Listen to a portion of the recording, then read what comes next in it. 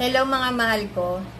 Nagtataka rin po ba kayo kung bakit po bigla na lang pong bagsak ang ating dashboard? Akala nyo po ay bigla na lang pong nawala at binawasan po ni Lolo Mets. Hindi po ganun yun. Ito po ay nagbabase sa ating performance per day. Kung ano po yung naging performance natin ngayon ay iba po sa performance natin bukas. Kaya po nakalagay po sa ating dashboard na last 28 days.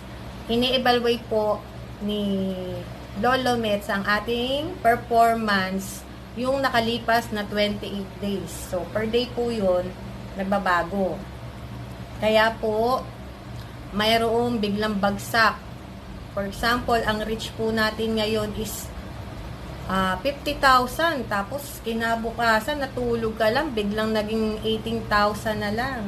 So, wag po tayong mabibigla na bigla pong bagsak po. Dahil po, for example, naging busy tayo at hindi po tayo nakapag-upload ng isang content sa isang araw.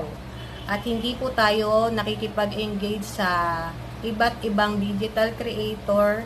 Hindi po tayo nakaka-reply sa mga comments. Talaga pong mamumula ang ating dashboard. Kaya, wag po kayong mag-alala at ito po ay evaluation